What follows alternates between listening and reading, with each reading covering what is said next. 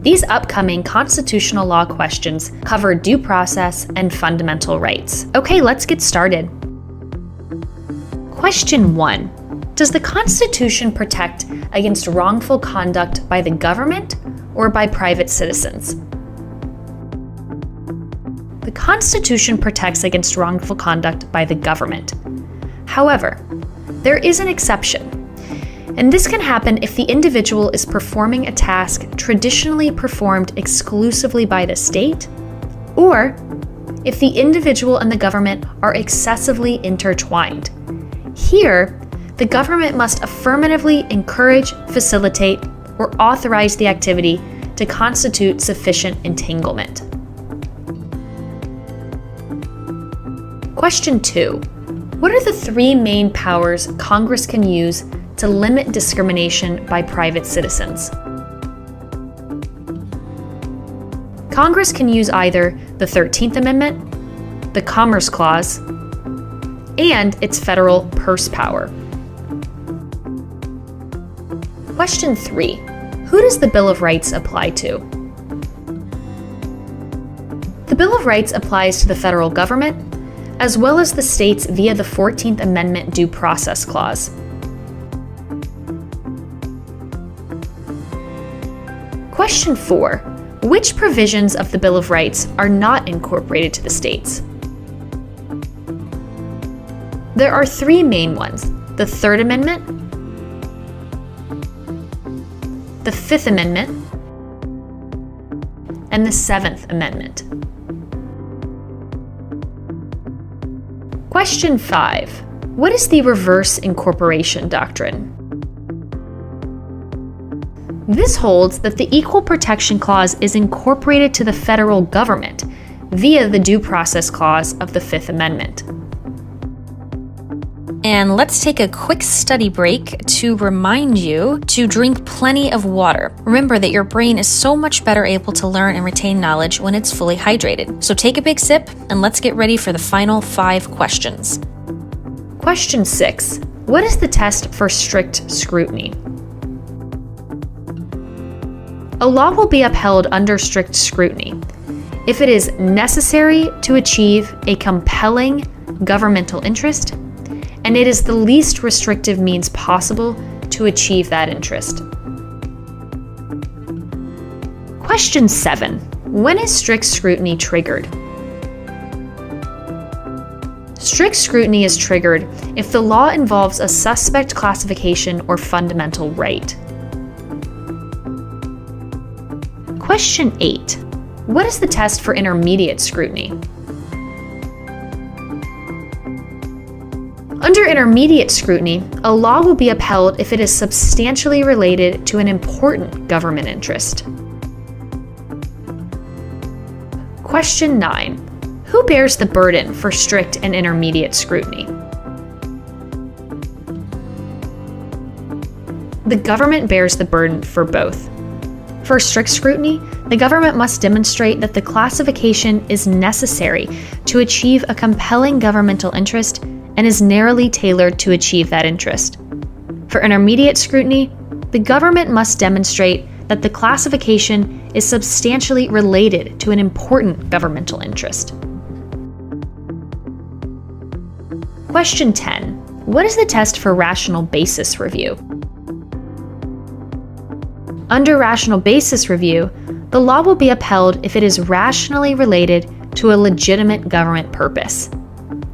Remember that there's a presumption of validity, thus any legitimate reason will be upheld as long as it isn't completely arbitrary. These upcoming constitutional law questions cover equal protection. Okay, let's get started. Question 1. What is the Equal Protection Clause? The Equal Protection Clause holds that no state shall make or enforce any law that denies its citizens equal protection of the law. In other words, similarly situated persons should be treated similarly under the law. And this is found in the 14th Amendment. Question 2. Does the Equal Protection Clause apply to the federal government? Yes, indirectly via incorporation of the Fifth Amendment Due Process Clause. Question 3. How do you distinguish due process from equal protection issues? Ask yourself, does the statute contain a classification along suspect lines? If yes, it is an equal protection issue. If not, it's more likely a due process issue. Question 4. What are 4 steps to analyzing equal protection questions? First ask, is there a classification by the government? Remember that the plaintiff must prove the classification was made with discriminatory intent. Second, ask yourself, what is the classification? Is it a suspect, quasi, or other type of classification? Third, ask what level of scrutiny applies. If it's a suspect class, strict scrutiny applies. If it's quasi, intermediate scrutiny applies. And if it's another classification, apply rational basis. And lastly, ask yourself, does the government action satisfy the appropriate level of scrutiny? Question 5. What are the suspect classifications? There are 4: race, alienage, religion, and national origin. Remember that these are always subject to strict scrutiny. Suspect classifications will almost always be fatal for this reason. Question 6. What are the quasi-suspect classifications? Gender and legitimacy. Remember that for these you apply intermediate scrutiny. Question 7. What are non-suspect classifications? Alienage can be a non-suspect classification if it's either a federal alienage classification or a state restriction on an alien's participation in government functions. The other ones are age, wealth, sexual orientation, disability, and any other classification that's not governed by strict or intermediate scrutiny. And remember that these fall under rational basis review. These will almost always survive an equal protection challenge unless they're motivated by an animus towards the particular group. Question 8. What are 3 ways that a plaintiff can show that a classification is discriminatory? The plaintiff can either show that the classification is discriminatory on its face, meaning that the text of the law itself is unconstitutional. They also can show that the classification is facially neutral, but discriminatory as applied, meaning that it's discriminatory in its application. This requires proof of both discriminatory intent and discriminatory effect. And lastly, the plaintiff can show that there is a discriminatory purpose or motive. The plaintiff must show proof of a discriminatory purpose. Question 9. What is de jure segregation? This is an intentional segregation imposed by law. This is subject to strict scrutiny.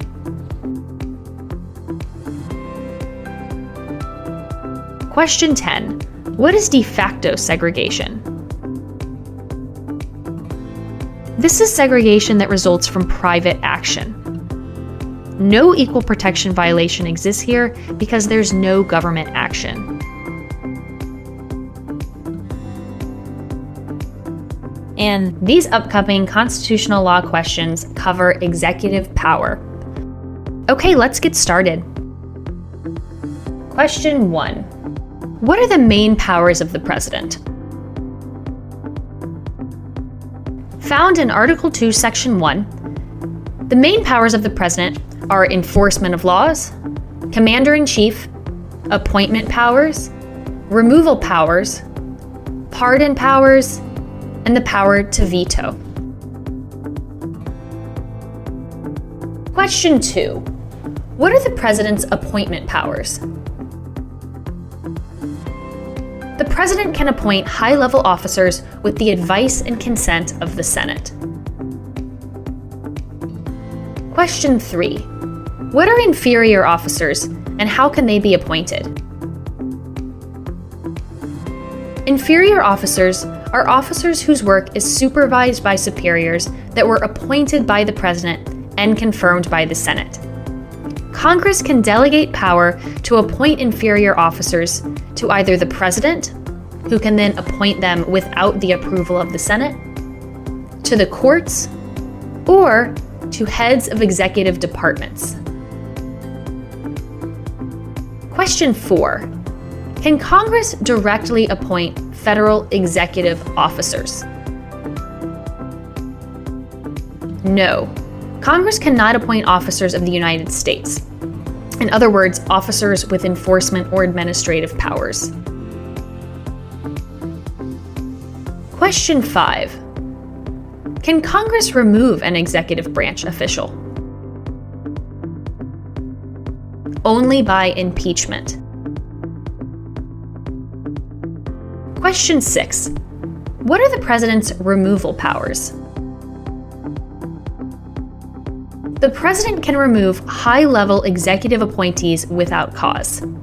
There is an exception, however. The President must show cause to remove either an officer performing a judicial or in a quasi-judicial role, or officers appointed for a statutorily specified duration.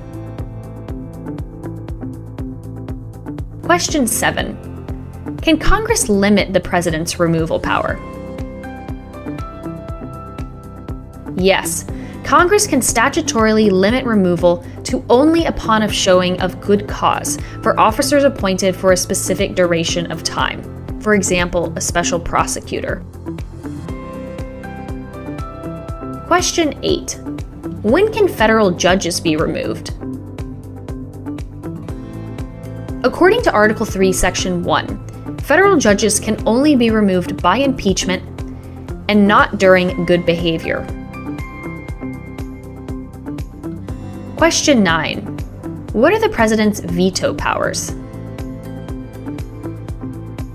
Article 1, Section 7 says that the President has power to veto any law passed by both houses within 10 days of receiving it. If the President doesn't veto within 10 days, the bill will automatically become law. Question 10. What is a pocket veto? A pocket veto happens if Congress adjourned during the 10-day veto period and the President failed to act. In this instance, the bill will not automatically become law.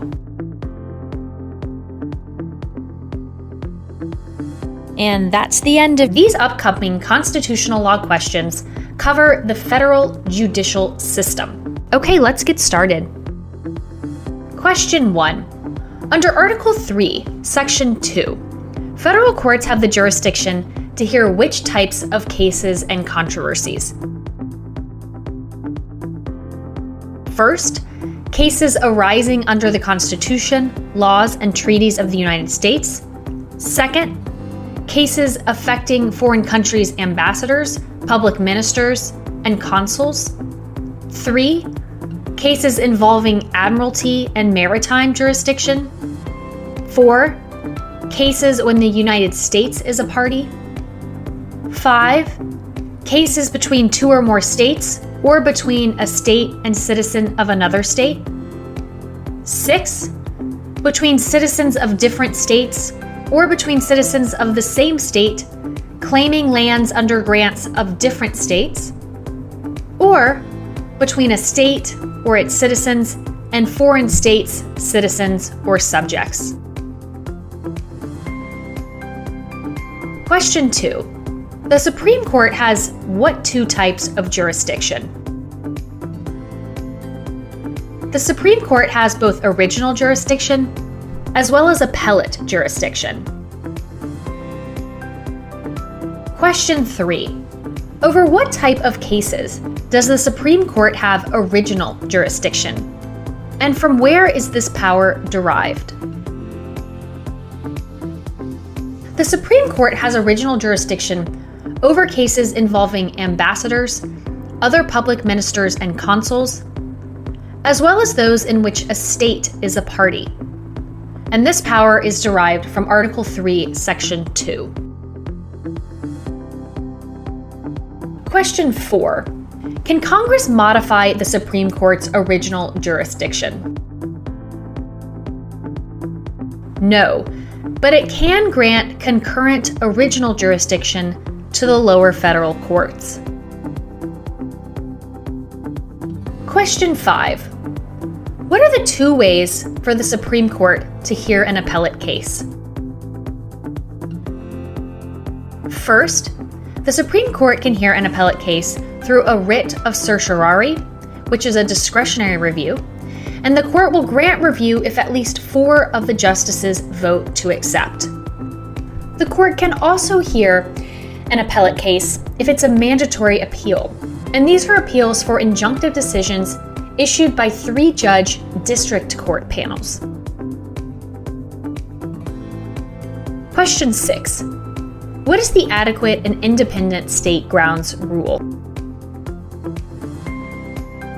The Supreme Court will not hear an appeal from a state court decision that is supported by adequate and independent state grounds. Question 7. What can the Supreme Court do if it is unclear whether a decision rests on independent and adequate state grounds? The Supreme Court can hear the federal issue and then remand the state issue back to the state courts. Question 8. What is the exception to the adequate and independent state grounds rule? The exception is that the Supreme Court will review a state's court decision if the state law tracks federal law, and the state court has a practice of following federal interpretations of that particular law. Question 9. True or false? The Supreme Court will only correct a state court judgment if the state court incorrectly applied federal rights. True. Question 10. What is sovereign immunity? Sovereign immunity is a doctrine that holds the government cannot be sued for damages without its consent. These upcoming constitutional law questions cover federalism. All right, let's get started. Question 1. Police powers are reserved to the blank. To the states. The states are granted broad authority to enact legislation to promote the general welfare. Question 2. What is the Supremacy Clause? The Supremacy Clause, found in Article 6, Paragraph 2, holds that if a federal law directly or indirectly conflicts with state law, the federal law will prevail, and the state law will be declared void. Federal laws can either expressly or impliedly preempt state law. Question 3. When does federal law expressly preempt state law?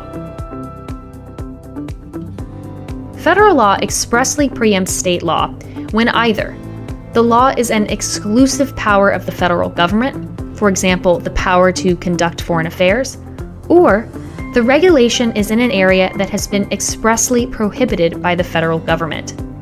Now note, express preemption laws are narrowly construed. Question 4. When does federal law impliedly preempt state law? Courts will infer federal intention to preempt if state law hinders the purpose of the federal law, state law makes compliance with federal law impossible, or Congress intended for the federal government to occupy the entire field, also known as field preemption. Question 5. Can states create laws that are more rigorous than those set by the federal government? Yes. In the absence of preemption, states can create more stringent laws than the federal government. Question 6. What is the Dormant Commerce Clause? The Dormant Commerce Clause holds that since Congress has exclusive power to regulate interstate commerce, states are prohibited from discriminating against or unduly burdening interstate commerce, even if Congress has not explicitly regulated that activity. Question 7. When does a state regulation violate the Dormant Commerce Clause? The regulation can violate the Dormant Commerce Clause if the regulation discriminates against out-of-state commerce, unduly burdens interstate commerce, or regulates wholly out-of-state activity. Question 8. When does a regulation discriminate against out-of-state competition? It discriminates when it promotes the economic interests of its own residents at the expense of out-of-staters. For example, imposing requirements on out-of-state companies but not on in-state companies. Question 9. Under the Dormant Commerce Clause, when are regulations that discriminate against out-of-staters valid? Regulations can be held valid if the regulation is necessary to achieve an important government interest and there's no reasonable non-discriminatory alternative, the state is a market participant, or the regulation involves traditional government functions, for example, trash collection, or lastly, if Congress has expressly authorized regulation.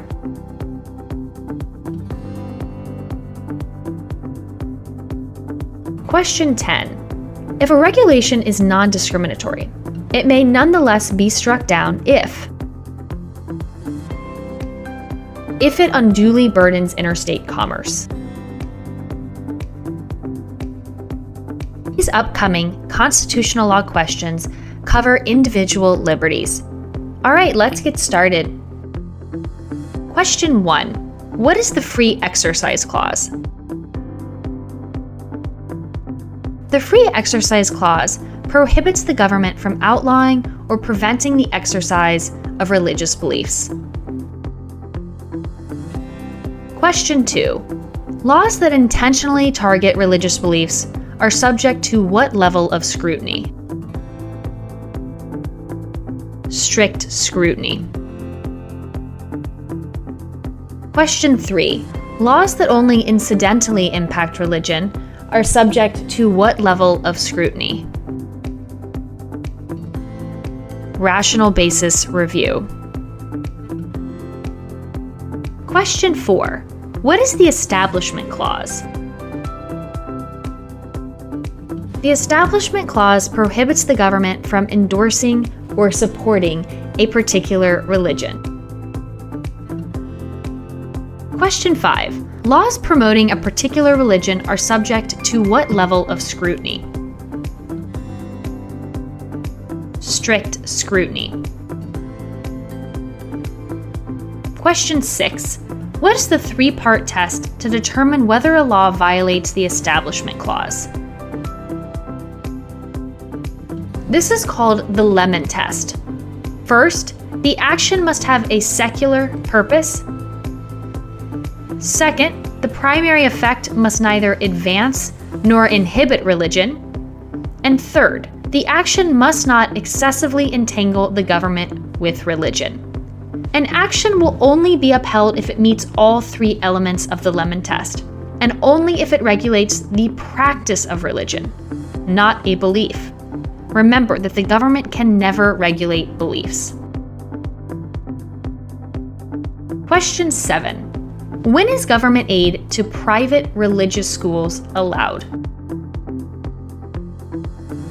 Government aid to private religious schools is allowed if the aid is for secular instruction or purposes, and it does not excessively entangle the government. In other words, it doesn't require the government to oversee programming or any type of funding disbursement.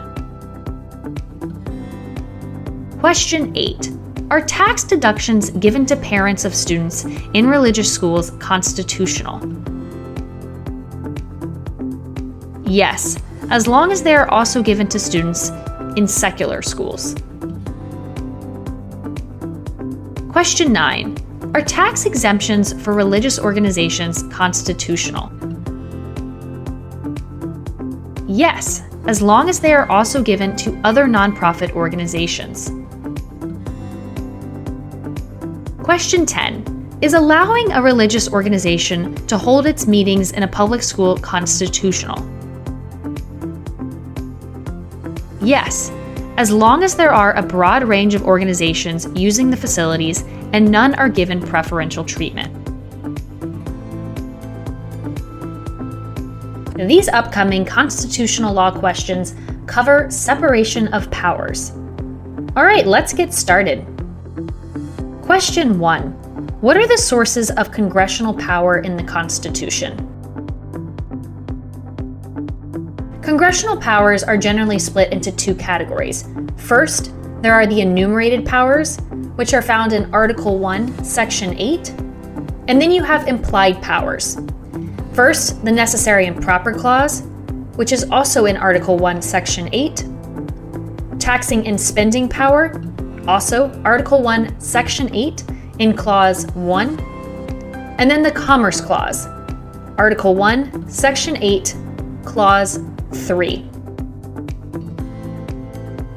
Question 2. Does Congress have federal police power to promote the general welfare of the states? No, this will almost always be the wrong answer on the MBE. Question 3. What is the Necessary and Proper Clause? The Necessary and Proper Clause allows Congress to enact any legislation necessary to carry out its enumerated powers. Remember, it is not an independent source of power. It is only to be used in conjunction with an express congressional power. Never pick this as a freestanding power of Congress on the MBE. Question 4. What does the Commerce Clause give Congress the authority to regulate? The Commerce Clause gives Congress the authority to regulate two broad categories: interstate commerce and intrastate commerce. For interstate commerce, it allows Congress to regulate channels, instrumentalities, articles moving in interstate commerce, and any activities that substantially affect interstate commerce. For intrastate commerce, Congress can regulate economic activities that substantially affect commercial activity in the aggregate. They can also regulate non-economic activities that substantially and directly affect commercial activity. And this last one has a much higher burden. Question 5. What does commerce mean? Commerce covers the majority of activities between two states. It could be watching TV, the radio, traffic, crops, marijuana, etc. Question 6. What is Congress's tax power? The General Welfare Clause gives Congress the power to lay and collect taxes for any public purpose. This is in Article 1, Section 8. And the government does not have a burden to show a compelling purpose for the tax. Question 7. What is the only requirement for a general tax to be valid? The only requirement for a tax to be valid is that it must raise revenue. Question 8. Can Congress regulate via its taxing power? Yes, a tax can be used to achieve a regulatory purpose as long as the tax is reasonably related to raising revenue, and this is a low burden. Question 9. What is an indirect tax? An indirect tax is one that is paid by a consumer to a business or intermediary who then pays the tax to the government. For example, import duties, sales tax, cigarette tax, these are all examples of indirect taxes. Question 10. What is required for an indirect tax to be valid? In order to be valid, an indirect tax must be geographically uniform in every single state in which it exists. Remember that it does not need to exist in every state, but it must be uniform in the states in which it does exist to be valid.